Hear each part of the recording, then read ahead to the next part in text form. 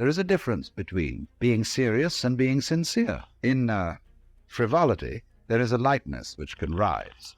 But in seriousness, there is a gravity that falls, like a stone. And thus the angels fly, because they take themselves lightly. Everything in this world is gloriously meaningless. That's what's happening.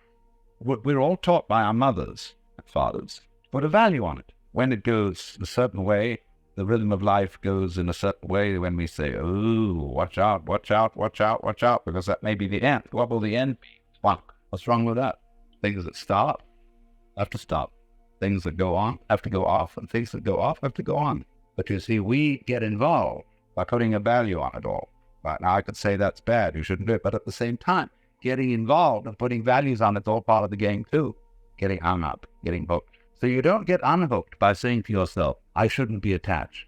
I shouldn't do this, I shouldn't do that." All you do is you see that getting hooked on it is simply another form of it. More nonsense, more jazz, but deeper jazz. When you see a fern, it has, first of all, the main branch.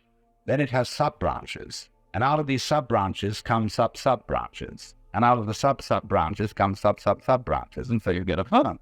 So now you could number each of these levels on which things are happening. You say, well, this is a number 1 level, or this is a number 42 level, this is a number 65 level. And you judge events and say it's good, it's bad, it's proper, it's improper. But what you don't recognize is that you say something is improper because you thought it was a 63 level, whereas really it was 112, and you didn't know. You didn't realize the level the thing was on. So actually, the whole play of human life, with all its joys and sorrows, its tragedies, its evils, its good, is just something like a fern. Tumors on it. That means just simply another fan is making its life there. The fan of bugs of some kind are living there too. They're doing their stuff. They're living off the fern's living off something else. We're all leaning on each other in one way or another. Now, I saw this whole thing of this fantastic play. You know that marvelous character, Hote, who was the fat Buddha. He's not exactly, he shouldn't be called the fat Buddha. He's really a Zen tramp with this terrific belly. And he carries around a big bag. And that bag is full of trash.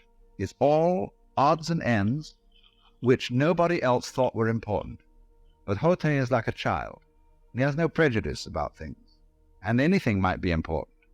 And so he picks up old rags, bottles, bottle tops, discarded notebooks, all kinds of fascinating things. Don't you remember as a child how fascinating they were?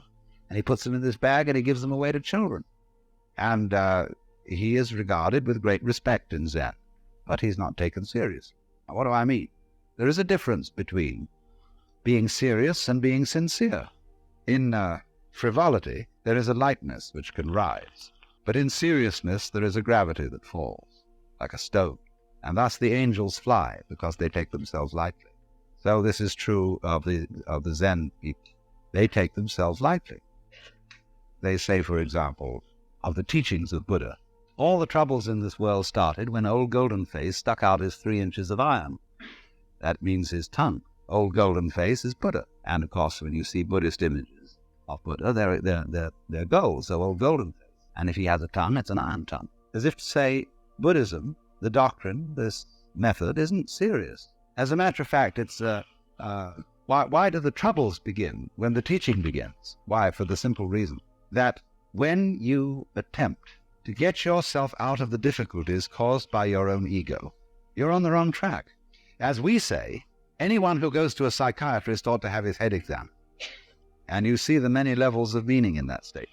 So they would say that the study of Zen is like putting legs on a snake or a beard on a eunuch. It is somehow, we would say our metaphor is gilding the lily, is doing something unnecessary, and by doing it, making a mess of everything. Because, lilies are not very happy when gilded. Snakes find legs inconvenient. So this is the humor in the whole thing, that when you catch yourself doing something such as looking all over the house for the spectacles you're wearing, there's nothing when you find out what you've done but to laugh. So in the same way, when you are trying to get yourself liberated from an ego which never existed in the first place, when you discover that that's the case, there's nothing for you to do but laugh at yourself. Allow ourselves the idea that life is not serious. Because somehow you feel if you aren't engaged in something serious, you're a loafer. You're not contributing to the social welfare. So in this way, the artist has a peculiar role in this society. Very, very interesting. Because the artist is a very deceptive fellow. He appears to be the supreme luxury, the irrelevant fellow. You can afford an artist. You can afford to buy paintings if you have surplus money. That's a luxury. So you can support an artist. And we call it fine arts. The completely useless person who makes painting, which are sort of big labels or posters that you stick on your utilitarian walls to decorate them. But on the other hand, the artist is the man who shows you the future long before everybody else sees it. The artist is the eye-opener. Just because the artist is distinct in role from the preacher and the philosopher.